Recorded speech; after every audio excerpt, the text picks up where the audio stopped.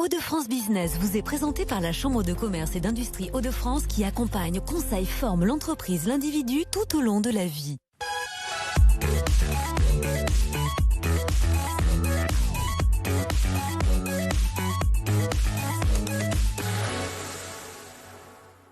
Bonsoir à tous et bienvenue dans votre magazine Hauts-de-France Business consacré aux entreprises de notre région comme chaque mardi. Partager des informations, des idées, des conseils, rencontrer des fournisseurs ou encore des prestataires, c'est tout l'intérêt d'un réseau d'entreprises. Dans les Hauts-de-France, il en existe une multitude. À quoi servent-ils vraiment? Comment les intégrer? Eh bien, on en parle avec notre invité ce soir, Olivier Talbert, à la tête du Business Club depuis 2013. Bonsoir. Bonsoir. Merci beaucoup. Mais c'est moi qui vous remercie. D'être avec nous ce soir en plateau, d'avoir répondu à notre invitation. Et comme chaque semaine, bien sûr, Élodie Souris-Lavergne, chef d'édition du Journal des Entreprises. Bonsoir Élodie. Bonsoir Marie, bonsoir Olivier Talbert. Bonsoir Élodie. Et on commence tout de suite avec quelques chiffres justement autour de Business Club.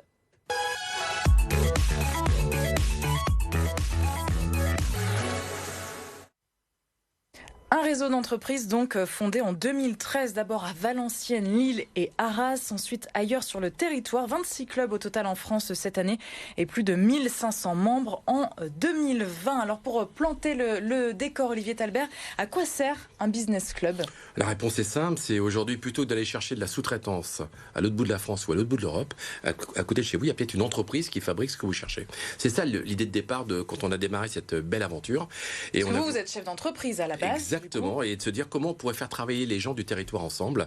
Il faut juste aller leur tendre la main et à un moment ils ont tellement de choses à vendre et tellement de choses à dire, mais il faut juste s'intéresser un tout petit peu au territoire et au tissu économique. Et comment c'est né? Comment est venue l'idée de vous tourner un jour vers les clubs d'affaires? Qu'est-ce qui a donné l'étincelle? Ce qui s'est passé, c'est qu'au départ, on s'est retrouvés à deux autour d'une table de tennis après une partie de tennis et puis on a écrit 13 versions différentes et à un moment on voulait être différent de tous les autres clubs qui existent et bingo, au bout de la 13e, on a trouvé la bonne formule, la belle règle et aujourd'hui on s'aperçoit que les règles nous ont sauvés.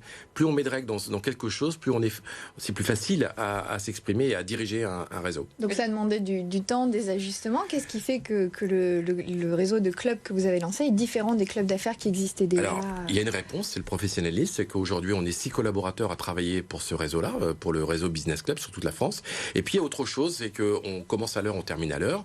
On est dans des endroits plutôt insolites, des endroits un peu surprenants, plutôt dans le domaine du sport. Vous avez vu notre logo un peu fait un peu sport-co, un peu rugby. On y a mis un Olivier au milieu parce qu'on s'appelait Olivier au départ tous les deux. Et puis surtout, ce qui fait la différence, c'est que on a une multitude d'intervenants locaux, d'acteurs locaux. Et puis nos intervenants. Vous avez vu les intervenants que nous recevons, 450 déjeuners, on a toujours des noms assez prestigieux. Ça fait venir également. Comme qui, par exemple, alors avant Covid ou même pendant le Covid? Alors avant Covid, on a eu des François Hollande, des Jean-Louis Borloo, des Anne-Claire Coudray, on a eu le vainqueur de l'Ironman d'Hawaï en 2013, Frédéric Van Liert, qui est un Belge. On a Jean Galfion, champion olympique. Enfin, on a une multitude, chef de cuisine Thierry Marx. Et puis pendant le Covid, on a fait intervenir en visio des hommes politiques comme Xavier Bertrand, on a fait Jean-Michel Apathy. Et puis là, plus récemment, on a fait Laurent Luyat, qui part au JO de 2021 à Tokyo et qui nous a expliqué les coulisses, comment ça marche. Le présentateur journaliste de France Télé. Exactement, qui a remplacé Gérard Rolls depuis une trentaine d'années. Et aujourd'hui, c'est un homme passionnant. Et nous, on s'intéresse à tout ça, on est curieux de tout. Et quel rapport avec les Hauts-de-France, du coup, et notre région, avec tous ces grands noms connus en France? Je crois qu'aujourd'hui, les intervenants, c'est un peu le prétexte de faire venir autour de la table des chefs d'entreprise. Et ce qui est intéressant, c'est que je pense que même si on le voit tous, nos voisins, les entreprises avec qui on travaille localement, on les connaît pas forcément. On a du vernis, mais globalement, on s'intéresse pas plus que ça. Et dès qu'on s'intéresse un peu aux gens, il y a forcément une richesse. Et cette richesse, c'est ce qu'on a voulu mettre en œuvre dans nos réseaux. Donc une mise en réseau, mais la présence de l'intervenant, qu'est-ce que ça apporte aux chefs d'entreprise? Ça permet de prendre de la hauteur? Ouais, ça permet de prendre de la hauteur et surtout un enrichissement personnel. Je me souviens de François Hollande quand il est venu. On a parlé les missions, c'est quoi les fonctions d'un chef d'État? Parce qu'il y a beaucoup de similitudes entre le chef d'entreprise et puis le sportif de haut niveau, l'homme politique. C'est qu'à un moment, quand il y a une décision à prendre, la décision, c'est pas les autres, c'est vous qui la prenez parce que vous dirigez votre entreprise. Et le chef de l'État, c'est ce qu'il a fait, il a pris des décisions. Elles font plaisir ou pas, mais il y a beaucoup de similitudes avec un chef d'entreprise. Au démarrage, ça a été compliqué de mobiliser les premiers intervenants. Ouais, on avait la trouille. Je vous assurais que comment on va faire le mois prochain pour trouver des intervenants et on avait quelque part. Vous les payez ces grands noms? Alors maintenant, c'est devenu un vrai business, c'est-à-dire que les les intervenants viennent, bien évidemment. Et on veut les payer pourquoi? Parce qu'on a eu la mauvaise surprise sur les 450 déjeuners, 5 fois, des intervenants nous ont planté 48 heures avant. Et dont un grand nom français, donc un homme politique. Et je peux assurer que quand vous avez 500 personnes à déjeuner le vendredi, eh bien, il faut trouver quelqu'un de remplacement. Donc, il faut mettre le prix, ça coûte cher? Combien? Ça coûte un beau petit billet, voilà, ouais. Et puis, la chance qu'on a, c'est que maintenant, on a créé une deuxième activité qui s'appelle Business Event.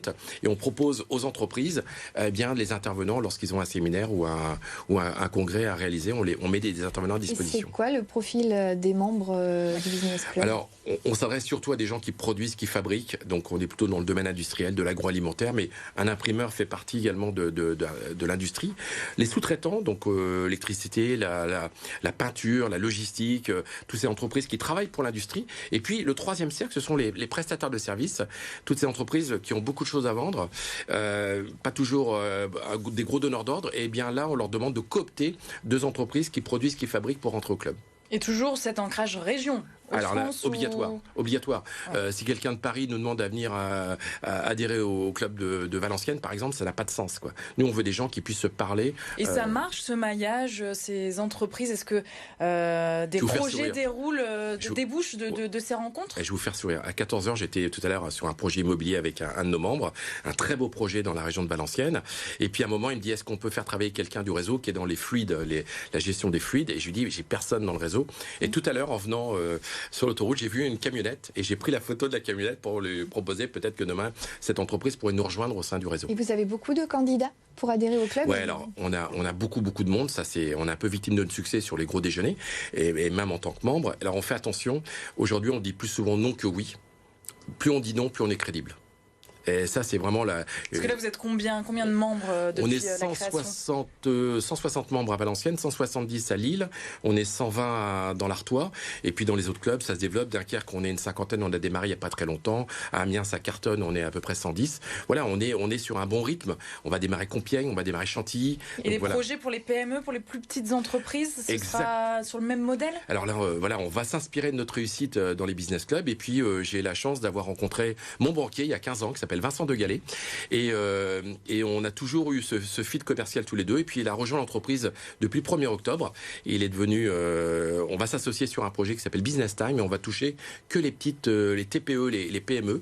Il y a à peu près 3 700 000 entreprises en France qui sont dans ce cadre-là, et on va réseauter. C'est une majorité, du coup. C'est une majorité, ouais. Et on va réseauter avec Vincent, avec ce qu'on appelle les provocateurs, ce sont les animateurs qui vont être payés pour animer ces réseaux-là, et on va faire intervenir des experts métiers pour leur donner un petit peu de matière et qu'ils apprennent quelque chose également. Et vous côtoyez donc beaucoup de chefs d'entreprise dans le cadre de ces réseaux.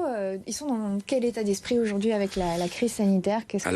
Il y a des gens qui profitent également, qui le bénéfice de cette activité économique qui est très fort et en tirent un véritable profit. Puis d'autres, malheureusement, sont en difficulté. Donc nous, on tend toujours la main et je peux assurer que on sent quand même du dynamisme. Quand j'ai annoncé qu'on allait reprendre les projets. Ah oui, c'est énorme. Oui, parce que vous sentez un peu le terrain. On parle beaucoup de cette crise sanitaire, économique. Quel est votre sentiment là? Vous allez voir, au mois de septembre, on va vivre. Alors bien évidemment, certaines entreprises vont être en difficulté. Je suis pas en train de dire que tout va être rose, mais il y a notamment dans le BTP, il y a quand même beaucoup d'activités là-dedans, et on sent bien un regain d'activité, et surtout la difficulté pour eux, c'est d'embaucher, c'est de trouver du personnel. Ça paraît incroyable, mais aujourd'hui, les entreprises ont du mal à trouver du personnel, quoi. Quel secteur ressort d'après vos échanges? BTP, et demain, quelques hôteliers vont avoir des difficultés à recruter également, demain, c'est sûr. Et vous, en tant que chef d'entreprise, ça remet pas en cause les ambitions de développement des clubs? Et je vous avoue une confidence. Ce qui est incroyable, j'ai jamais autant signé de développement de nouveaux clubs. On va signer Orléans, Toulouse, Marseille, Brest. Et pendant la période de confinement, ça veut dire que quelque part, les managers avec qui que je contractualise, ont une véritable confiance pour demain et sont tous mobilisés. Y compris dans la région, nous, dans les Hauts-de-France, on est une très grosse région en Compiègne, France. Je vous l'ai dit, Compiègne, Chantilly, on va démarrer de nouveaux clubs et on est très, très confiants. Vous visez combien de clubs? C'est quoi l'objectif? 40 clubs. 40. Et en 2019, j'avais fait un journal, au journal des entreprises, on avait fait un article qui était fort bien fait. On avait parlé de 40 clubs, et en 2023, on sera à 40 clubs. Et est-ce que la crise sanitaire va laisser des traces? Vous avez fait des visioconférences, ça va changer un petit peu le fonctionnement des clubs à long terme ou pas? Non, je pense qu'on va revenir à quelque chose. On va peut-être garder le masque pendant quelques mois, mais globalement, on aura le même principe de base. On va peut-être digitaliser un peu le process. On va y mettre une appli pour que les gens puissent communiquer d'un réseau à un autre. Voilà. Merci beaucoup, Olivier Talbert, d'être venu nous parler donc de Business Club avec une reprise des déjeuners justement au mois de juin, vous l'espérez? Le 11 juin. Le 11 juin. Et l'invité d'honneur, entre guillemets, ce sera Jean-Louis Debré qui sera avec nous le 11 juin à Valenciennes. L'ancien président de l'Assemblée nationale. Merci beaucoup. On continue avec l'actualité du journal des entreprises.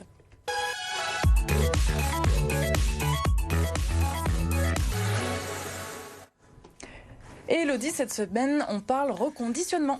Oui, on va parler d'Electrodépôt, une enseigne qui est née il y a 20 ans dans le Nord et qui a réussi à s'imposer en France dans la distribution de produits à petit prix. Electrodépôt se tourne depuis peu vers l'électroménager d'occasion avec le lancement du site internet Reconomia. Alors sur ce site, il est possible d'acheter des appareils électroménagers de seconde main, reconditionnés par des artisans avec une garantie d'1 an, une initiative qui combine petit prix et enjeux écologiques. Merci beaucoup Elodie, c'est donc à la Merci, Marie. Du journal des entreprises. On se retrouve bien sûr la semaine prochaine pour un nouveau numéro de votre magazine économique. Et on se retrouve bien sûr nous demain, mercredi, comme chaque mercredi, eh bien, nous parlerons emploi et on se penche demain sur les aides à domicile avec l'allongement de la durée de vie. C'est une profession devenue essentielle et qui recrute. On en parle avec notre invitée Véronique Plichon, directrice du campus des métiers autonomie, longévité, santé.